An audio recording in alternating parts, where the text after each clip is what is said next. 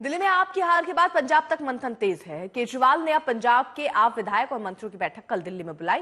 कांग्रेस के प्रताप बाजवा ने दावा किया था कि आपके 30 से अधिक विधायक उनके संपर्क में हैं। इसी दावे के बाद केजरीवाल ने यह बैठक कल दिल्ली में बुलाई। खबरों के मुताबिक कल भगवंत मान और पंजाब के सभी एमएलए दिल्ली पहुंचेंगे। वो केजरीवाल से मिलेंगे और सियासी हालात पर बात करेंगे।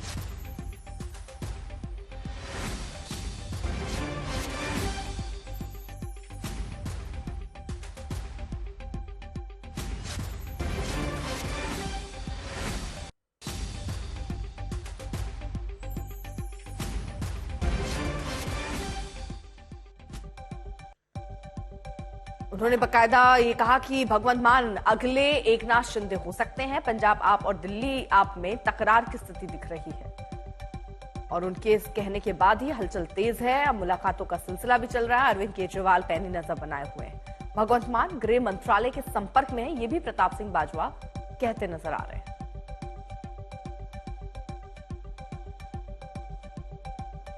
ये केजरीवाल ने तो ये जो भगवंत मान है इसको तो दारा शिकोह की तरह लाल किले में बंद करके रखा हुआ है। ये मखौटा है, ये कोई चीफ मिनिस्टर तो है ही नहीं जी। इसका खुद का जो पुराना चीफ सेक्रेटरी था विपुल कुमार, वो वहां राज कर रहा है और हर रोज उगराही हो रही है पैसे, हजारों करोड़ रुपए शराब में से, माइनिंग में से। ये जितने अब मेयर्स की इलेक्शन हुई है, अमृतसर के मेयर ने पिछले दिन ही अपना एक होटल बेचा वहां, छोटा सा 9 करोड़ का, और उसमें से एक मोटी रकम सीधी दिल्ली आई। जलंधर में भी यही हुआ, हर मेयरशिप बेची गई। संजय सिंह क्या कह रहे हैं वो भी सुनिए।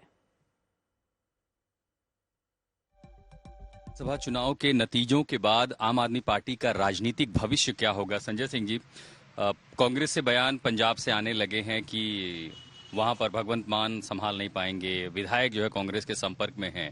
दिल्ली के हार के लिए सबसे ज्यादा जिम्मेदार आप किसे मानते हैं? देखिए, लोकतंत्र में जनता मालिक होती है। जनता ने जो फैसला दिया उसको स्वीकार करना चाहिए।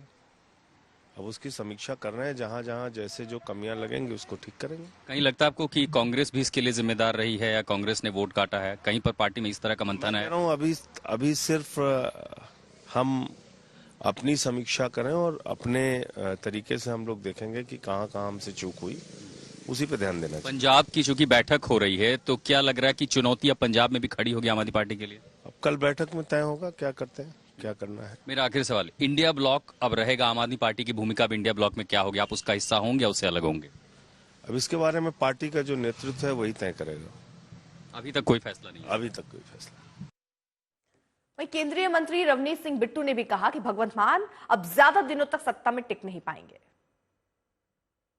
अब बारी पंजाब की है। केजरीवाल और सिसोदिया जी और आतिशी, इनका तो अब chief minister house Sheesh Mahal खाली हो गए। लोगों ने करवाए, हम कुछ नहीं है। लेकिन अब अगली बारी भगवंत मान, जो दिल्ली में मेरी ख्याल से जिस कॉन्स्टिट्यूंसी में ये भांड गया है, जिस कॉन्स्टिट्यूंसी में ये पहुंचा है, वहां पे सफाई हुई है। तो अब यहां पे चंडीगढ़ में भगवंत मान अपना सामान बांधना शुरू कर दे। और अभी तो चलो इलेक्शन में टाइम है, पर उससे पहले जो तैयारी अमन अरोड़ा कर रहे हैं, जो बिल्कुल साथ में रहते हैं, उनकी कल परसों एक बड़ी न्यूज थी प्रेस में भी। अब यहां पे मौका मुझे देना चाहिए। मेरी ख्याल से 27 आते आते तो खुद ही ये कई चीफ मिनिस्टर हाउस इनके बन जाएंगे, बदले जाएंगे। कमलजीत सिंधु हमारे साथ, हमारे सहयोगी इस वक्त जुड़ चुके हैं। कमलजीत, जिस तरह से पंजाब में उठापटक की स्थिति अब दिखनी शुरू हो गई है, यहाँ कांग्रेस पार्टी कई तरीके के दावे कर रही है, आम आदमी पार्टी के अंदर किस तरह की हलचल आप देख रही हैं, और यहां तक कि स्वर उठने लग गए हैं कि अरविंद केजरीवाल पंजाब के मुख्यमंत्री बनना चाह रहे हैं।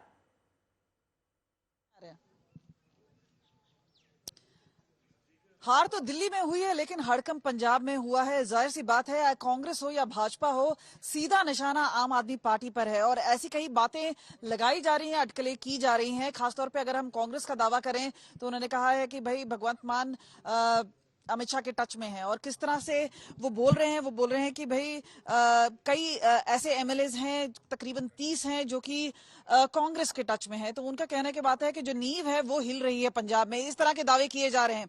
दूसरी ओर भाजपा भी इस तरह के दावे कर रहा है। उन्होंने कहा है अब कुछ दिन के ही मेहमान है, उन्होंने कहा इन फाइटिंग है केजरीवाल और भगवंत मान के बीच में नहीं बनने वाली, तो इस तरह की बातें की जा रही है। लेकिन अपने आप में आम आदमी पार्टी बोल रही है कि हम बहुत कॉन्फिडेंट है और ये सब कही सुनी बातें, इनमें कोई दम नहीं है, कोई इसमें मींस कोई सच्चाई नहीं है। तो खास तौर पे अगर हम ये बात करें तो एक तरह से चुटकी ले रहे हैं, मजा ले रहे हैं और उसके ऊपर से प्रेशर बनाने की कोशिश कर रहे हैं।